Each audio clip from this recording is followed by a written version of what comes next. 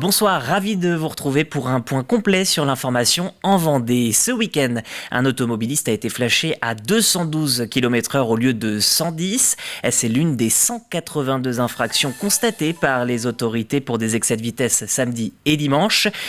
Avec ce week-end de chassé-croisé, la préfecture a voulu renforcer les contrôles. Au total, 338 infractions et 26 retraits de permis uniquement ce week-end. Les forces de l'ordre appellent les Vendéens à faire preuve de vigilance. Les infractions les plus courantes et qui conduisent à des accidents de la route en Vendée ne sont pas propres aux touristes qui viennent en Vendée. C'est vraiment la totalité de la population vivant en Vendée qui est confrontée à ce problème de comportement sur les routes qui conduit à un nombre de morts et un nombre de blessés trop important. Les causes de ces accidents sont pour 22% l'alcool et les stupéfiants. Pour entre 15 et 20% en fonction des années, la vitesse.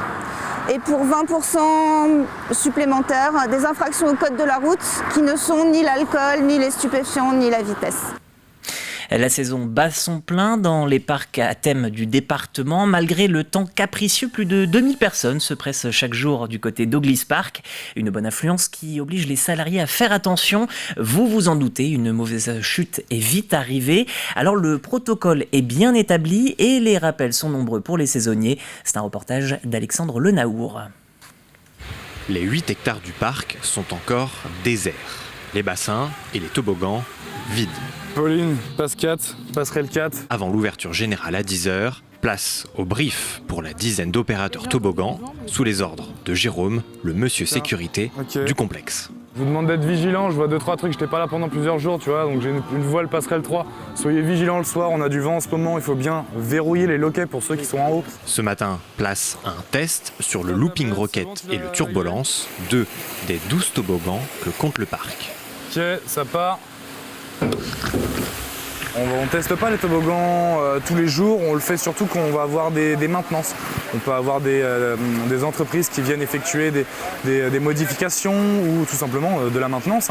Et nous, on fait ces vérifications-là le matin qui nous permettent de s'assurer que le toboggan fonctionne correctement, les capteurs, nos feux fonctionnent correctement. Pour celui-ci, taille minimum d'1,50 m. Comme partout, pas de chaîne ni de bijoux pour éviter tout accrochage.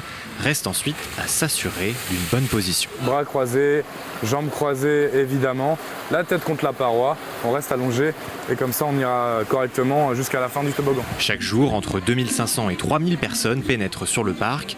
Point central, le poste de secours. Aujourd'hui, c'est Kylian qui est à la vigie et tous les matins, même rituel, s'assurer que rien ne manque pour parer à toute éventualité. Le DSA, toujours à vérifier tous les matins, voir s'il est opérationnel.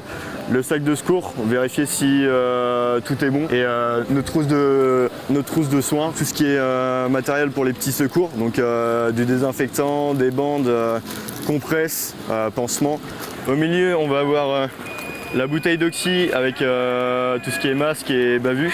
Chaque saison, au total, entre 20 et 30 nageurs sauveteurs sont mobilisés sur le parc. Titulaires du BNSSA, ce sont eux en première ligne pour surveiller et assurer les petites interventions. On fait tout pour qu'il n'y ait aucun risque, mais une égratignure, un bobo, une mauvaise réception dans un toboggan, ça peut arriver. On ne prendra pas le risque, s'il faut faire intervenir les pompiers, on les fera intervenir.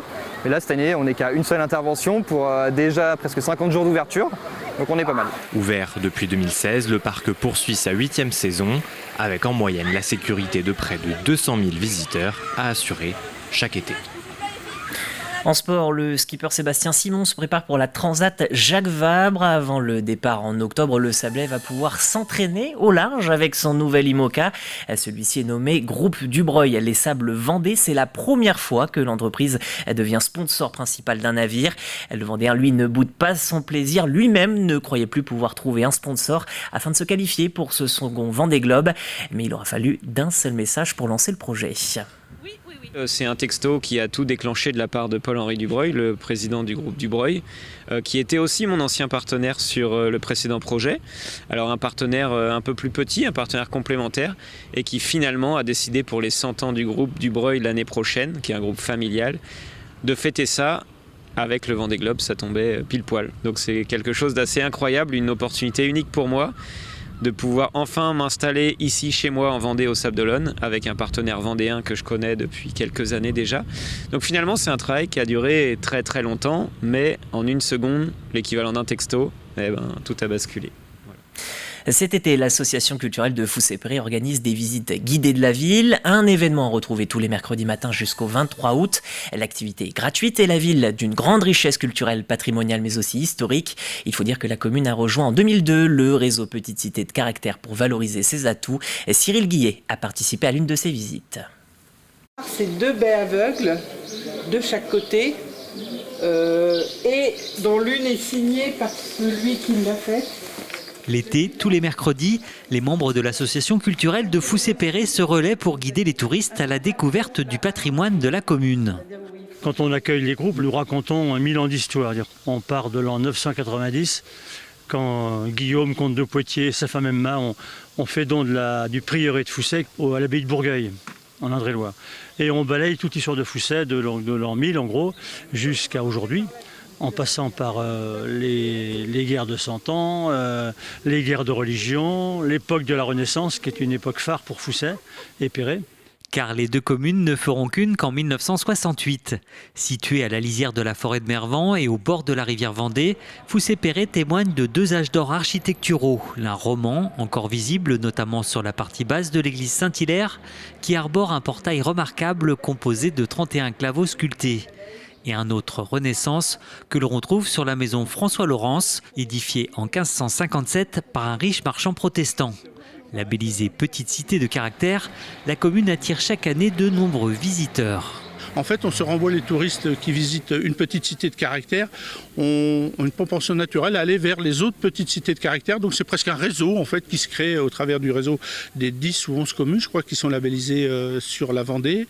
Au fil de la visite, les participants découvrent entre autres les halles élevées par ordonnance d'Henri IV en 1599, mais aussi ce temple protestant, des richesses architecturales et historiques parfois méconnues du grand public. Je suis en Vendée depuis 2 ans et demi, je découvre cette belle région qui est la Vendée, qui est magnifique.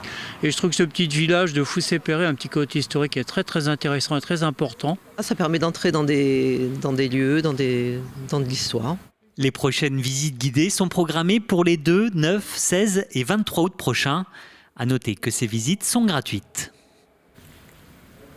Et je vous remercie d'avoir suivi cette édition. L'information revient demain en direct à 12h30. D'ici là, portez-vous bien, passez une très bonne soirée sur TV Vendée.